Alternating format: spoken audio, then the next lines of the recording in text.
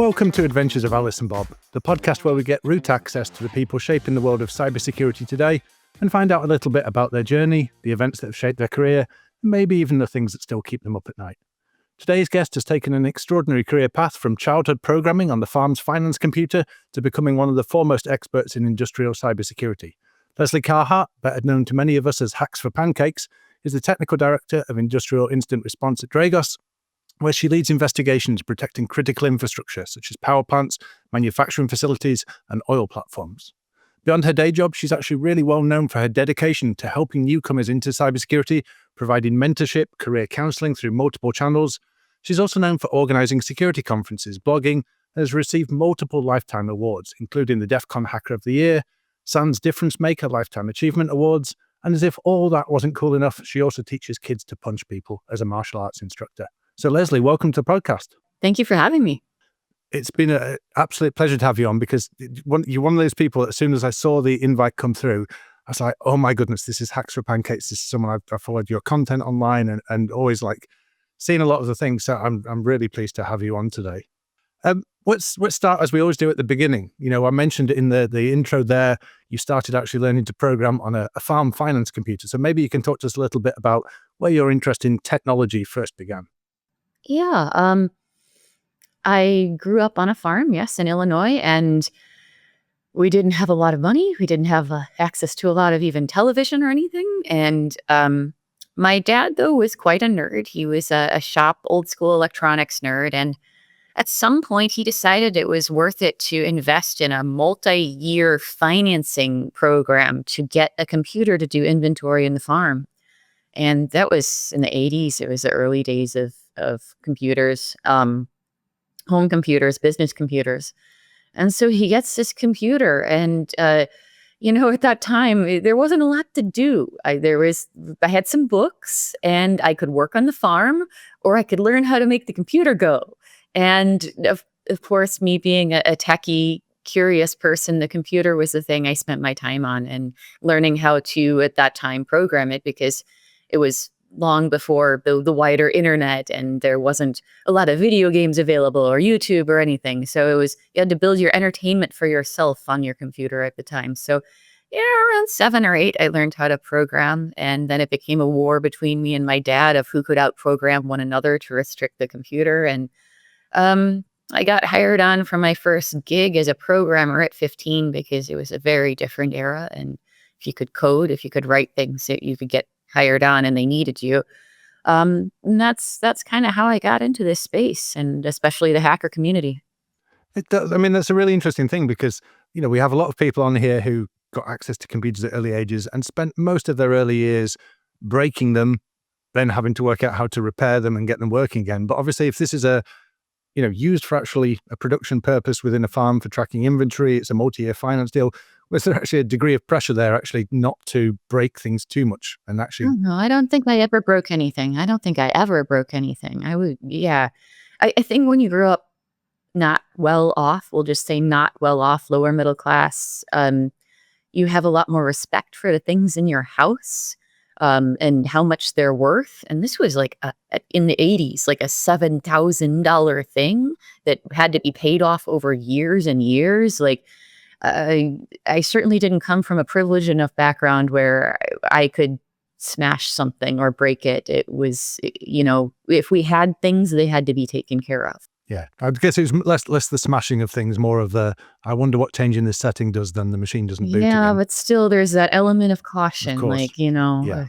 And so then you said you started your first job programming at 15. How did that then lead on to, I know you went on to a career in the Air Force as well. How did that journey?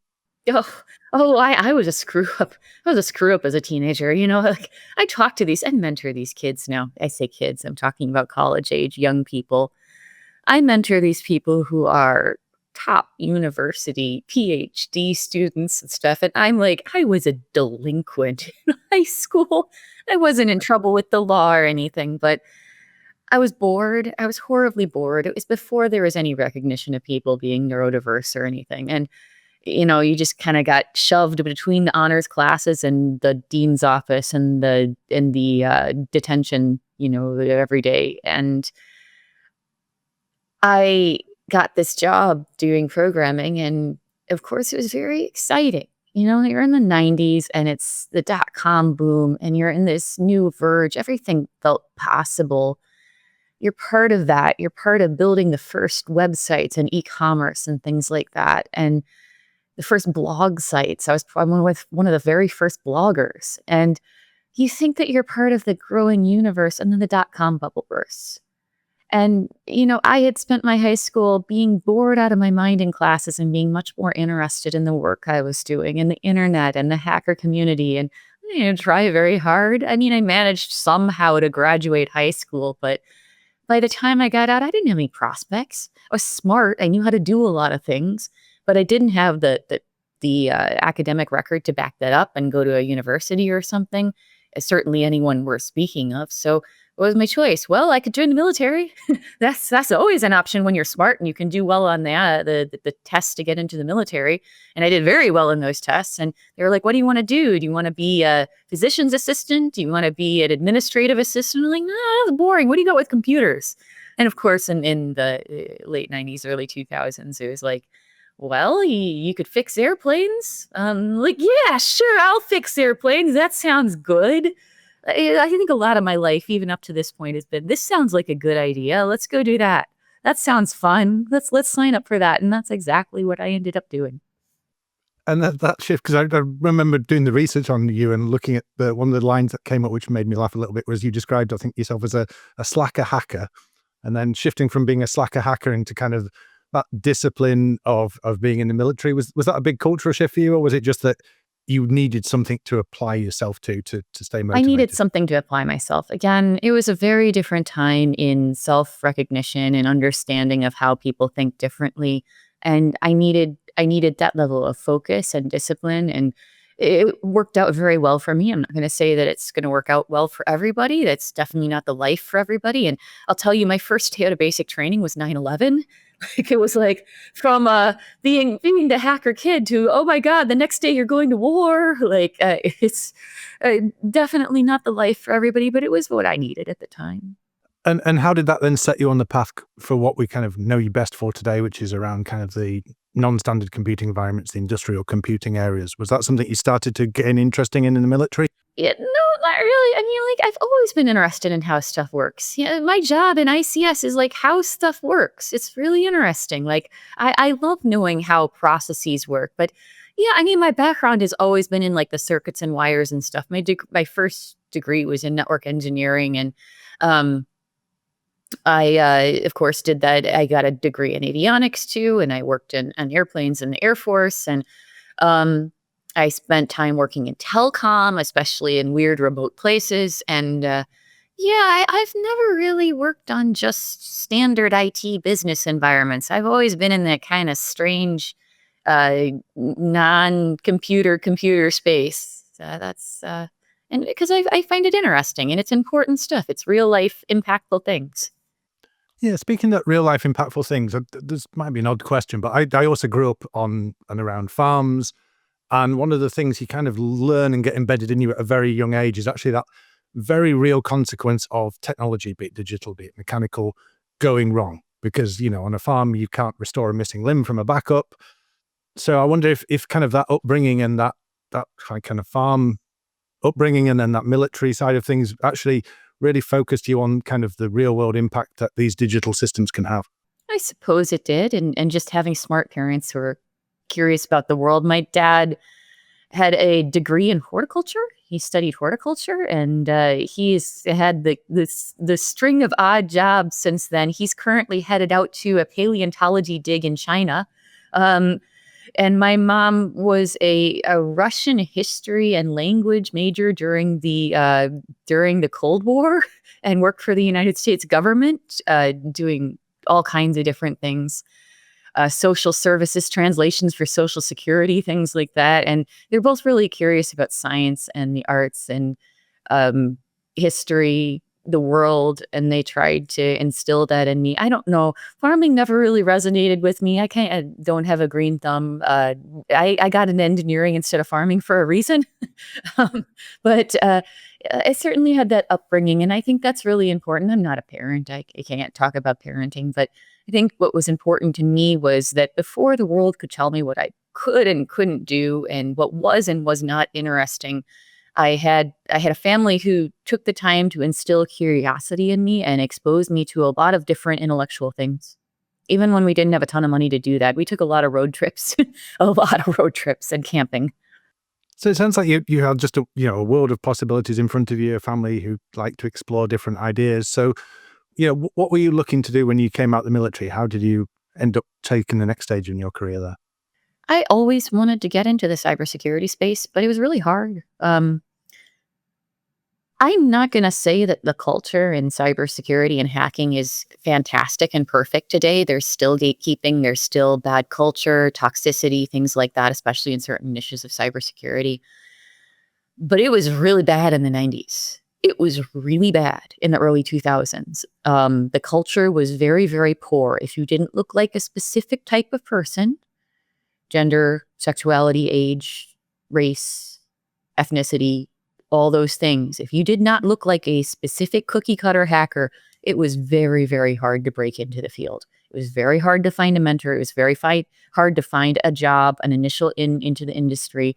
And there weren't as many academic ways in at the time either. Of course, there weren't degrees, things like that. So I knew from the 90s that computer forensics and cybersecurity and hacking were really, really interesting to me. But you just couldn't break in unless you knew the right people. And if you weren't the right demographic, that was really hard to do. So it took me a long time. I didn't get a lot of help. I didn't get mentorship until the late aughts.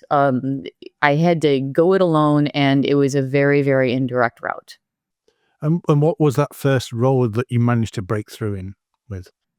I worked in a knock for a while, and then I moved from a knock to a SOC, and somebody took a chance on me, and I got really lucky there. It was kind of knowing somebody and knowing a friend of a friend. That's what it took at the time. And it wasn't any trouble completing the interview or having the same bona fides as anybody else. It was just like you kind of had to know somebody and they kind of had to like you. And in terms of, you mentioned that it's completely agree, it's still not a perfect landscape today.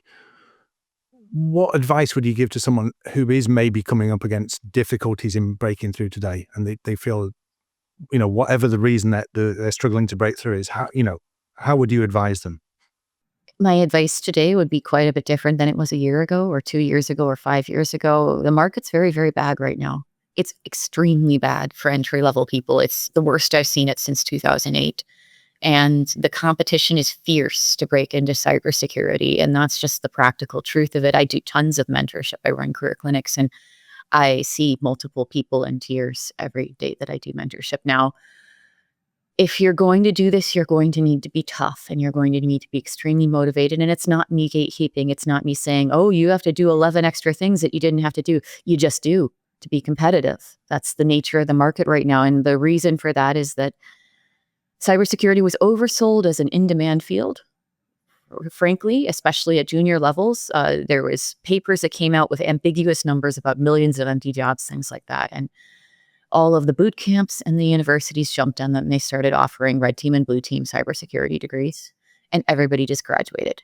Everybody just graduated with bachelor's and master's degrees. And if you don't have those degrees, you're competing against a ton of people who do. And even at that level of having the degrees, you're competing against people who have placed in capture the flags and have awards and have additional certifications. And so the bottom line is, if you want to do this, have a very clear path of what you want to do and be very, very motivated to succeed. Find mentorship, be a part of the community, because it's really hard right now.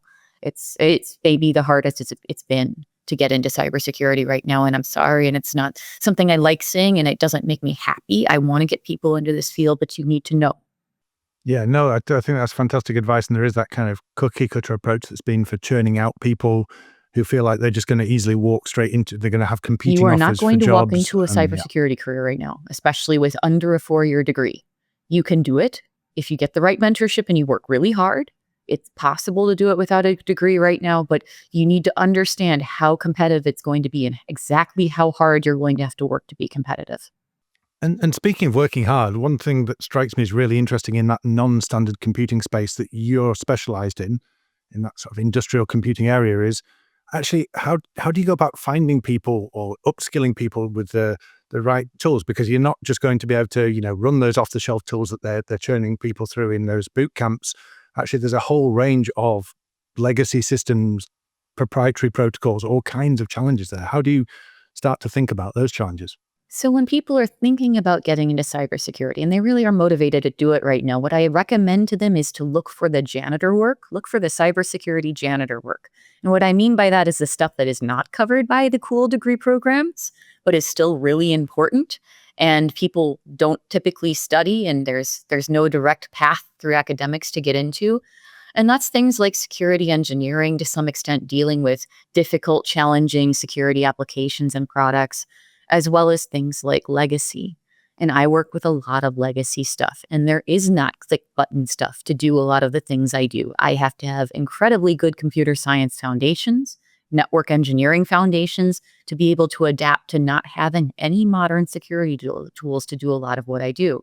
And the space I work in, OT ICS, is huge. These devices are everywhere. They're running society. And so OT is a good niche to get into. If you are really motivated to get into cybersecurity and you are, for some reason, not feeling confident in your ability to get into like the traditional paths of security operations, security analysis work, because it's so saturated right now. What do you have to know to do this job, though? You either have to come from a very strong computer science and cybersecurity background and then learn about process and engineering, or the other way around. You have to be a very strong, like, process engineer, systems integrator, and then move into cybersecurity. And that's a lot of self-study. I don't have to be an electrical engineer or a chemical engineer to do what I do, but I have to be able to walk into a process environment and understand how the process fits together, how the process diagrams work, where the potential consequences of concern are, what that means from a safety perspective, what the hazards and the mitigations are. I have to be able to understand all that so I can understand what I can and cannot do and what the risk levels of various cybersecurity incidents are. So it's an interesting space to be in. It's a good space to be in. It's not a huge niche, but it is hard for us to hire people who are really competent at those two areas. And if someone was interested in learning more about that area, upskilling themselves in there, maybe they haven't found a role within kind of that janitorial aspect yet, how do they go about that? Because there's obviously the kind of, like you said, there's the cookie cutter factory thing, and people just assume, well, I'm being brought in to do cybersecurity, I just throw an EDR agent on there and job's done. And actually you're going, actually, no, we need to look at kind of Modbus and serial interfaces. No and all EDR kinds and of things. OT. Well, very Exactly. minimal EDR and OT. No modern forensics tools. We're dealing with Windows NT. So if you've got first of all, foundations are key right now in whatever you get into in cybersecurity. There's even a debate right now whether computer science degrees are stronger hires than cybersecurity majors. Like we've reached that point in oversaturation where people are hiring computer science majors because they understand the foundations of how computers work better than the cybersecurity majors.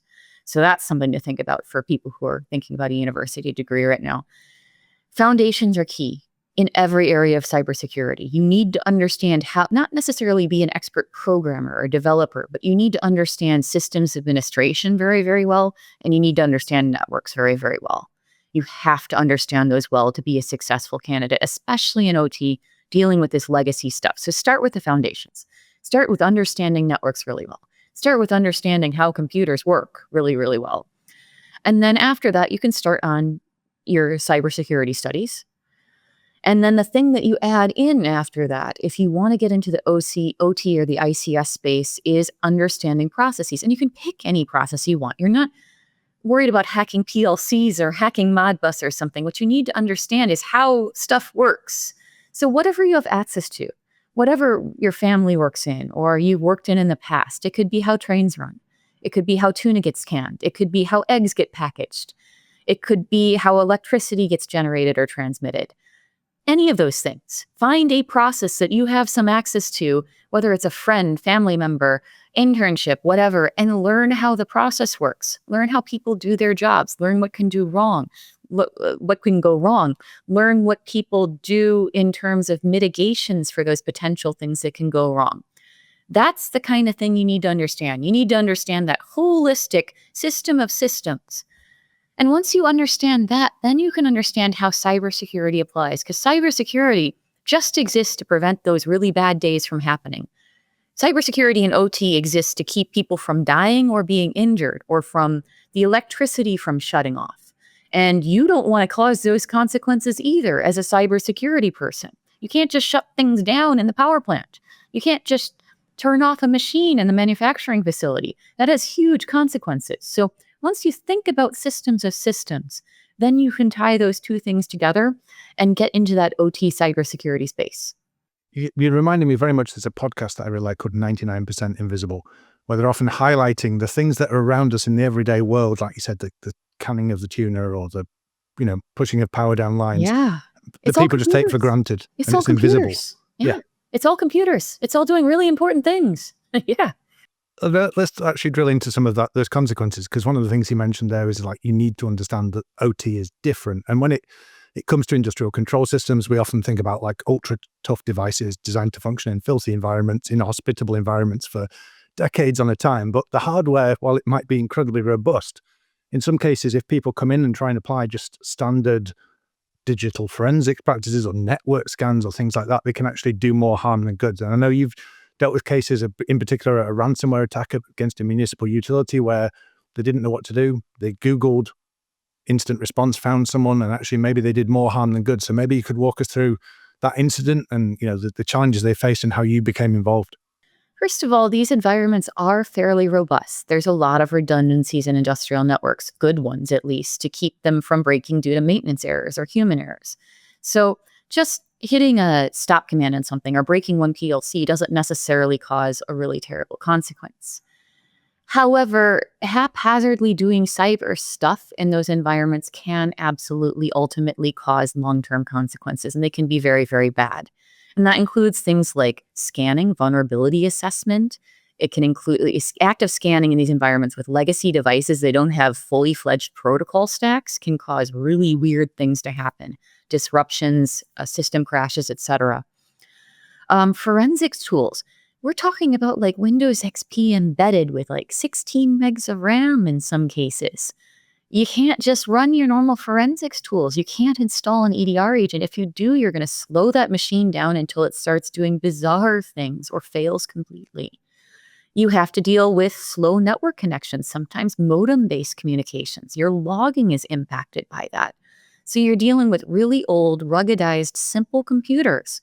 They sometimes don't have fully fledged stacks of protocol implementation. They can't handle every type of network communication. Sometimes serials are a really heavy part of the network.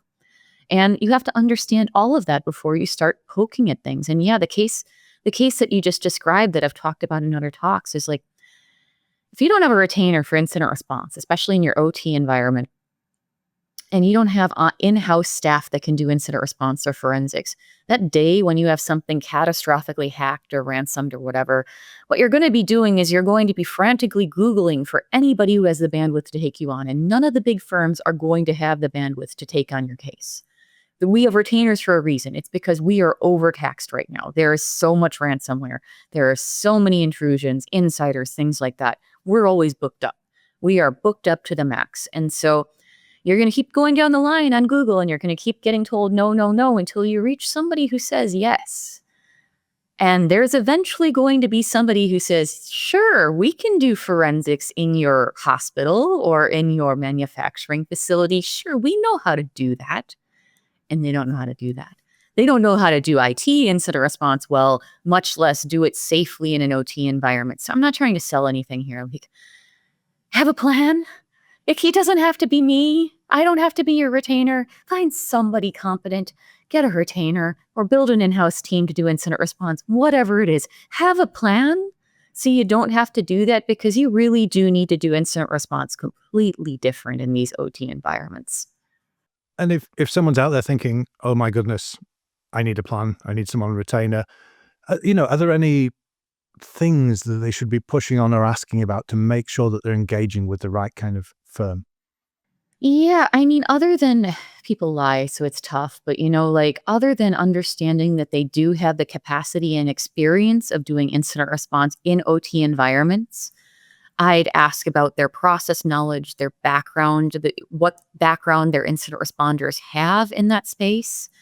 And if you put their people on a call with your engineering people, your process people, they're going to figure out pretty quickly if their incident responders, the leadership at this firm has any competency in process environments. There's pretty simple ways to figure that out, asking simple questions about process, about devices and industrial networks, about protocols that'll make that come to life pretty fast. So if you don't know, I'd get one of your process engineers on the phone, maybe somebody who's a cybersecurity champion for your team. Get them on the call with that potential firm when you're scoping them out and see if they really pass muster. And in terms of those attacks, when the worst does happen, like you said, that lives can be on the line. These can be very high pressure situations. And I believe you've been brought into situations before where almost the IT and the operations team are at war, and you've actually had to be escorted and got potential National Guard involvement. So maybe you can talk to us a little bit about, those situations where tensions are running and high, and how you actually manage to operate successfully in those environments. So one of the biggest problems that organizations face in building OT cybersecurity programs, and you have to have a separate program, separate incident response plan for OT. You really do. I promise you, I'm again not trying to sell you something. It's just completely different stuff. One of the biggest challenges organizations face is that the OT people hate the cybersecurity people. Like, this is a ubiquitous thing in any country you go to where there's OT incident response, OT cybersecurity planning going on. And the reason for that is that cybersecurity people are generally not very good at working in process environments because they have an audit mentality and they have a patch everything mentality, and you can't do that in OT. When you go out and you buy a process environment, you buy a whole stack of devices like a power plant or a manufacturing system or a hospital system. Physical devices, low-level devices, high-level devices. They have been tested and warrantied over months of vetting by the OEM to function safely and reliably in that one configuration. You cannot start pulling machines out and updating them, installing antivirus, things like that. That can have unintended consequences, not only voiding your warranty and your support contracts, but potentially killing somebody. So you can patch when the OEM says you can patch, once they have thoroughly tested patches or allowed you, permitted you to do so. And you can do that when there's a safe window in operations to bring things down, which might be once a year. So you cannot do cybersecurity the same way in these environments. And for years and years, we've tried to do cybersecurity in an enterprise way in these environments. And it drives the engineers crazy. You're basically telling them, can you just do something that's going to kill one of the engineers? Can you bring the safety system down and update it to Windows 11? No, they can't. They can't. Somebody will die. The process will shut down at the cost of millions of dollars a minute. No, the cybersecurity people in the OT environment need to understand when things can be shut down, when they can and cannot be updated. And when they can't be, they have to think of other controls. Architectural mitigations, monitoring, passive monitoring, especially in these environments that don't impact operations and don't risk safety. So these horrible relationships have developed through trying to push these audits and patch cycles onto OT. And what's ultimately resulted over the last 20 years is OT people don't even want to talk to cybersecurity people. I have a sign that says marriage counseling my coworkers gave me that sits on my desk.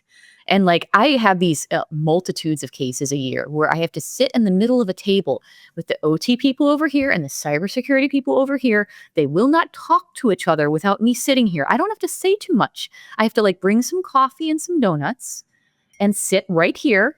And then maybe they'll start having a conversation with one another during a critical incident when things are going catastrophically wrong in their environment. It's that bad. And yes, my team has had to be escorted by police, by the National Guard into facilities because people hated each other or were blaming each other for insider attacks. Get that under control in your environment. Get that under control now. Start rebuilding that relationship. You do not want me to have to do that at incident response rates during an emergency. Like, that is one of the first things you need to do to build a good OT cybersecurity program, is fix that relationship. And well, that kind of bring the donuts, get everyone talking, marriage counseling aspect is definitely not something they could teach in cybersecurity boot camp. So, yeah. And actually, it's an area that in our industry, everyone is often very technically focused. And actually, we refer to these as soft skills, and we shouldn't really. They're just skills that are out there. If people are thinking, okay, yeah, this is actually resonating. I'm constantly being brought into these situations where I'm dealing with broken relationships in the companies I'm dealing with. I'm struggling with this. I'm just being told no by people. What have you got any advice or tips for them on to how to actually build those relationships? Sure. First of all, food bribery is great. Always bring food. People like food. Whether that's tabletop exercises and you feed them lunch, or during an incident and you bring them pastries or something. Food bribery is a wonderful tactic. Beyond that, having a common vocabulary is a really good thing. So something I recommend people have in their OT incident response plan, should be a separate thing, is a dictionary of terms, because there's oftentimes acronym collision. Job shadowing is another wonderful tool. Have your cybersecurity people shadow your OT team for like 2 weeks as part of their onboarding. Learn the process, learn what they do every day. Let them teach you. They are the experts at their job. You will never be the expert at their engineering job or their operator job. You should try to learn as much as you can from them. And they want to share what they do. They take pride in their work. Of course they want to tell you about it. So that's a good tactic too. But overall, you need to have a collaborative discussion, and that can take a lot of different forms, either exercises, being in a room together, having routine calls, assigning plant champions for cybersecurity, things like that, giving them autonomy over things so they don't do shadow IT. Open that dialogue, build that dialogue over time in the way that works for your environment. And you're going to have to work together to be successful at OT cybersecurity. You're never going to be the expert at the process, and they are never going to be the expert at cybersecurity. You have to work together. And do you look at doing things like simulation exercises just to try and test not only whether technology might fall down, but the process might fall down, but the relationships internally might fall down? Tabletops are a good place to start. Most organizations aren't mature enough yet to go into like purple team simulations. Some are. We're getting there. And that's really great. If you can do something like purple teaming, adversary simulations, that's wonderful. But most organizations just aren't there yet. They're still like in the, do we have an asset inventory? Do we have a network map state? So then something like a tabletop is a better idea. Low pressure, no actual interaction with systems. So speaking of that kind of maturity level, there's a tendency maybe to overreact sometimes. So I know that you had a late night emergency call where you were called out to a power plant after they believed that Chinese hackers were causing them some issues in this power plant mysteriously during winter. But actually that wasn't the case, and there was a very different kind of bug in the system. So maybe you could talk to us a little bit about how that incident played out and how you brought them round from the fact they thought they were under attack by potentially a nation state. Everybody wants to hear this story, and it cracks me up. It's a really good story, and it's very kind of the customer to let me anonymously share it, because it's just such a bizarre case. But yeah, almost every call I get in the middle of the night, and I get a lot of calls in the middle of the night, are like, China's hacking us. And sometimes it is. Sometimes it is China hacking them. But the bulk of cases, it is not. It's, sometimes a maintenance problem, sometimes a human error, sometimes it's ransomware, things like that. It's a variety of different sources. So I got one of those in the dead of winter during snowstorm. And it was a remote peaker plant in the United States calling me. And a peaker plant is the power plant you turn on during the summer when everybody's air conditioners are demanding a bunch more electricity. And so the plant was supposed to be down, and they called me and they said, China's hacking us, and our power plant just turned itself on by itself. And I'm like, well, that's pretty strange. And I asked them what they had done, and they had the vendor out, and there was nothing wrong with the power plant. Everything was working properly. And yeah, okay, I'm on my way. I'm getting in my car. So on my way there, I talked to my colleagues about this specific model and SCADA vendor and stuff. And they're like, yeah, that's really strange. Like, you have to hit like a series of 12 buttons to turn it on, like on the screen.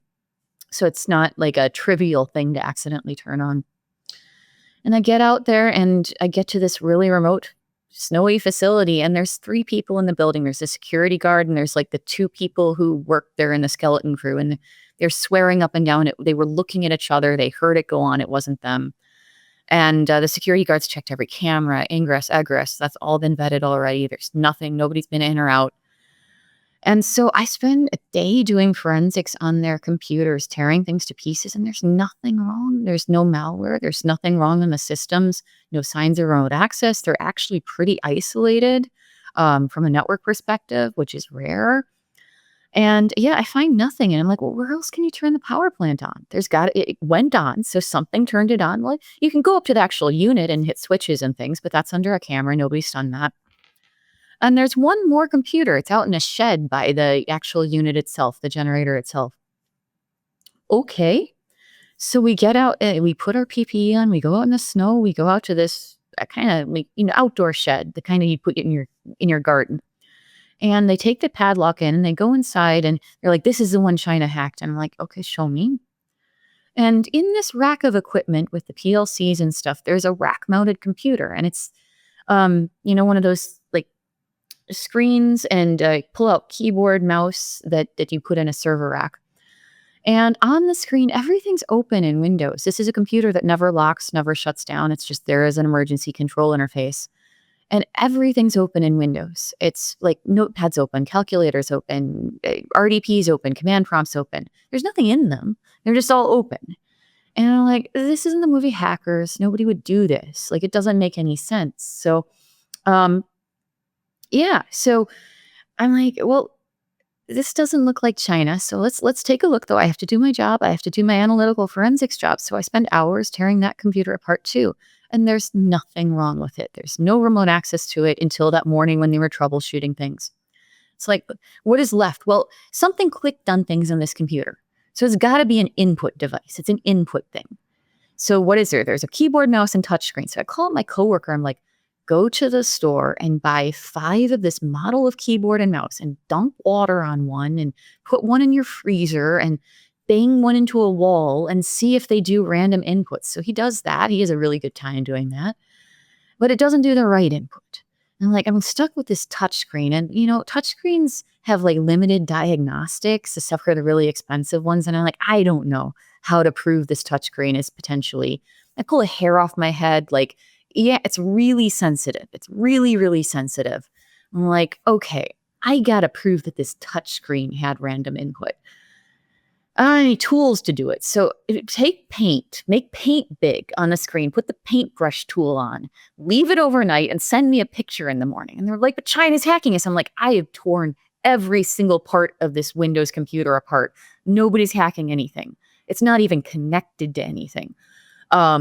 Just send me a picture when you come into your shift in the morning. Sure enough, the next morning I get an SMS and it's a picture of this screen and there's little whirligigs all over it. And me, having grown up on a farm, I think about this for a little while. This screen is always on. It's really bright. It never shuts off. And it's in a shed outside in the winter. And what's happening is every night bugs land on it, like moths and things. Heavy bugs get attracted to this light and they land on the screen.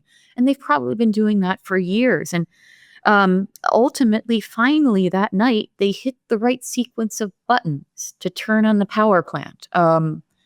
And yeah, they had to finally lock that screen so it wouldn't go on.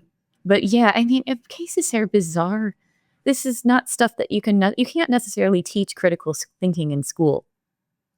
You have to get away from the cyber hacking stuff. You have to be able to do that to do this job. So yeah, crazy cases. That's one I can talk about because it's fun and the customer doesn't mind. But yeah, there a lot of them are like that. They're really strange. Yeah, I think most people have probably heard the thing of, if you get an infinite number of monkeys and typewriters, they'll write the works of Shakespeare. But I bet no one thought of, really if you get a bright touch screen and for an years infinite and number years, of bugs. stuff landing on it, eventually it'll hit the right buttons to do something. Yeah. Yeah, no, it's a fascinating example, actually. And I guess one of the things is that when people think they're under attack, when people think they're being hacked, like you say, the blinkers come on and all they're looking for is an attack. How much of a part of your job is actually going, this could just be that thing that's, short-circuiting over there, or that thing that's got water, like you say, with the keyboards and water being poured on them.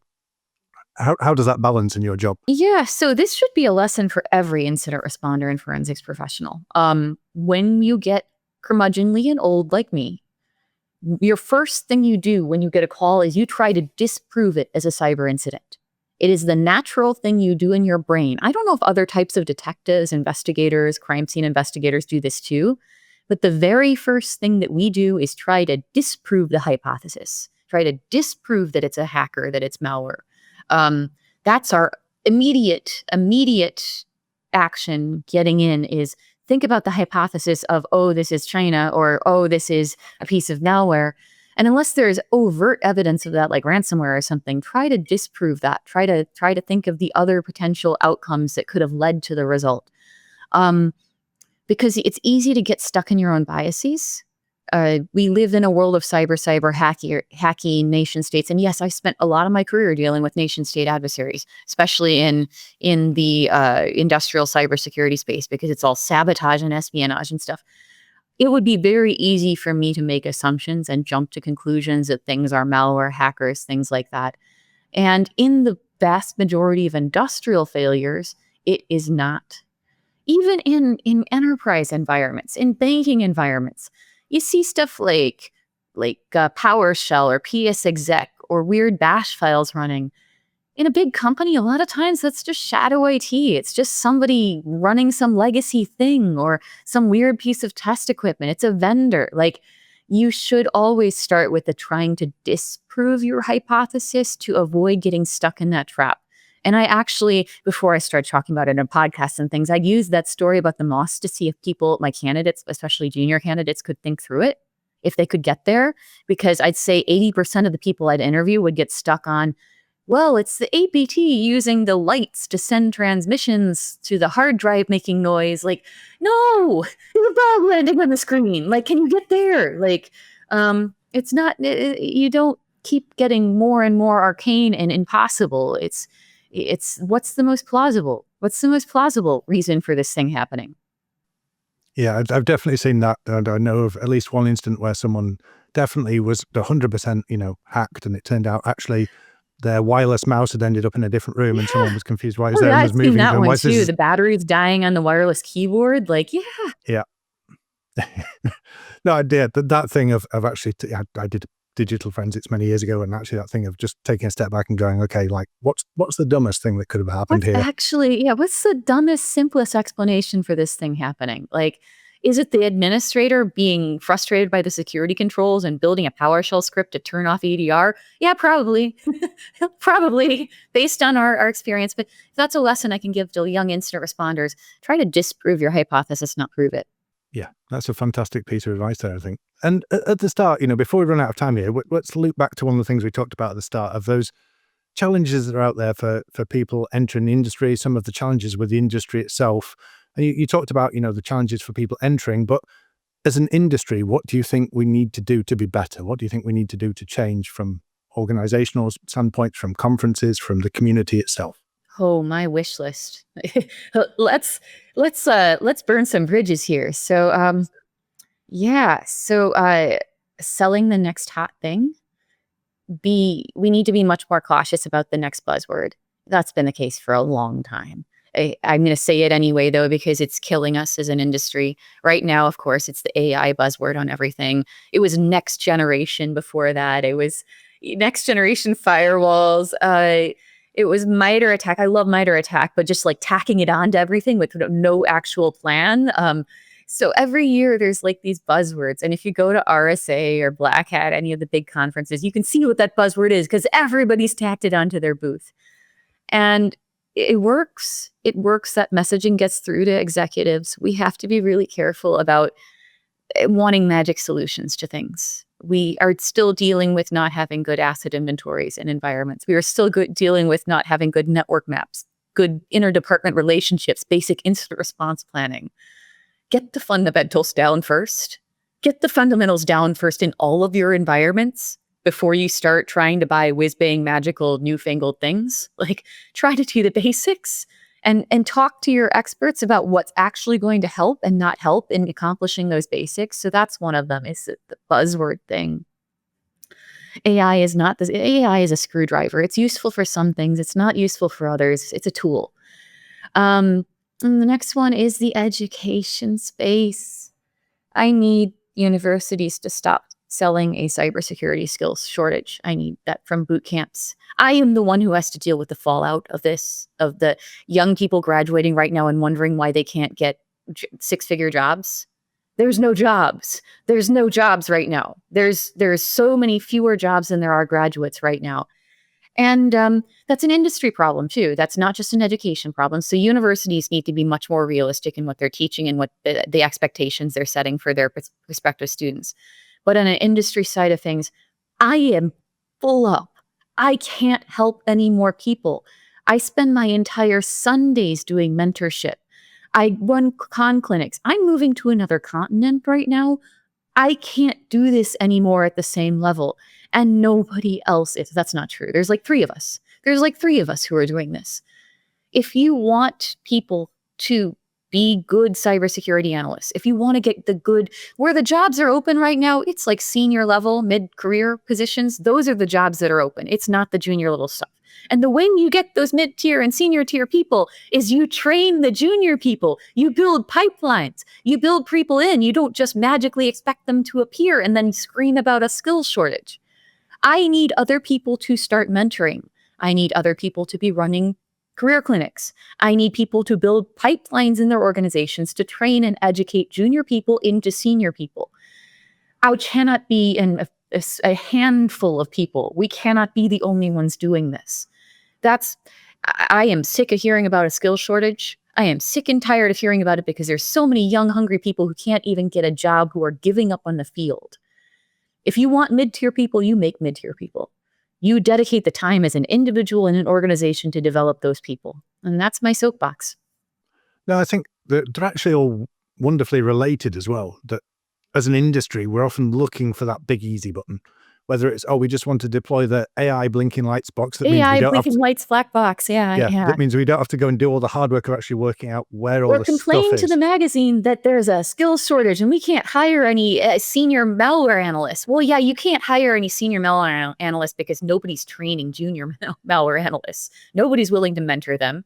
Nobody's willing to tell them what actually goes into that job instead of, you can make lots of money doing that. It's a hard job.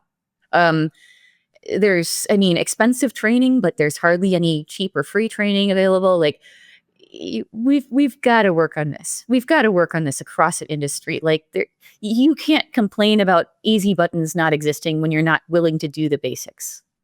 Yeah, I've also seen the thing of people, organizations, because of the kind of the history of there's a skill shortage, everyone can jump around and earn more money everywhere else. People are reluctant to invest in employees because they're like, well, they're going to jump. We expect them to jump ship in the next 12 to 18 months anyway. And then that's led to sort of self-defeating cycle where wages have gone up, but we're not bringing in junior people. We're not training. They're going to leave. Let's talk about that for a second. Yes, you create a pipeline for junior analysts. They're going to leave after 2 or 3 years. That's the point. That's the point of SOC analyst jobs. You develop a person and they move on. If you have a healthy culture between organizations, you share with one another. The person leaves your organization and goes to another organization who sends you some people. If we build a culture of doing that, it's okay because everybody's developing junior talent. What's happening right now is there's like 3 organizations developing junior talent. So yeah, we really need to work on that. There's no magic solution there. You have to invest in people. Yeah, no, fantastic. And it's great to see you so passionate about it. And, if anyone is listening to this who can do anything to help, educate people, take those senior job posts you've got and think about, okay, now I could hire 3 junior people and bring them up to speed. Use that budget in different ways.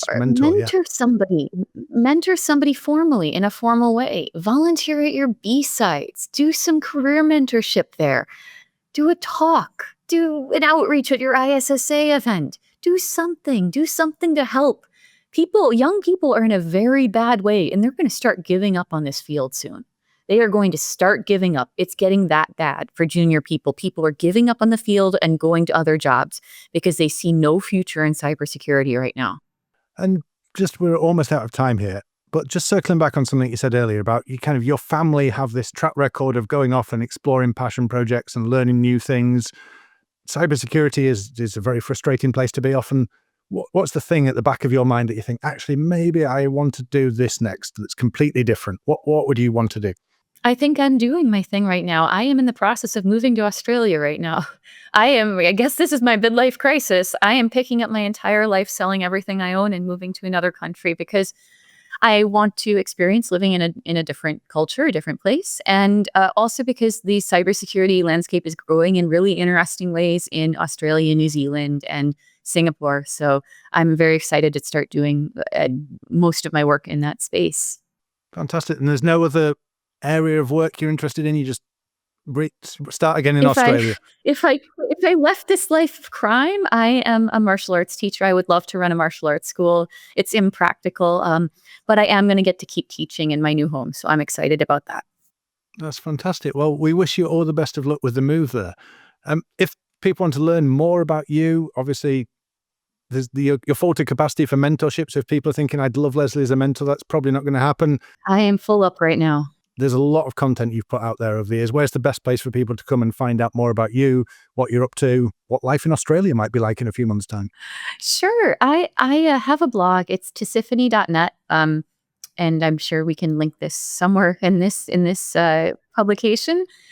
I also am Hacks for Pancakes on almost every social media platform. They're all linked on my blog, but on Mastodon, on Blue Sky, on Instagram. I'm very easy to follow up with. I do a lot of speaking. I'm around a lot, so I am not hard to follow up with. Well, that's great. That's all we have time for today on this episode. Huge thanks to our guest today, Hacks for Pancakes, Lesley Carhart. We really appreciate all the things you're doing there to protect industrial systems and critical infrastructure, and your dedication to helping others really start and grow their careers in cybersecurity. Like we mentioned, we'll include links to Lesley's blogs and social media in the episode. I highly recommend checking them out. Everything from forensic career advice to Star Wars themed interior design. There's a lot to learn from Lesley that's out there. As always, thanks to our super producer, Jesse, Shirley, and the team at BeyondTrust who make this podcast happen. I'm James Maud, and this has been Adventures of Alice and Bob. Thank you for listening to the Adventures of Alice and Bob. Do you have any stories from the cybersecurity trenches that would make our listeners' jaws drop? If so, we would love to have you on the podcast. Maybe you faced down a ransomware attack with nothing but coffee and determination, discovered a breach in the most unexpected way, or had a pen test go horribly wrong. Whatever your tale, funny, harrowing, or just plain wild, we want to feature you on the show. To share your cybersecurity war stories, email us at booking@merchantsmedia.com.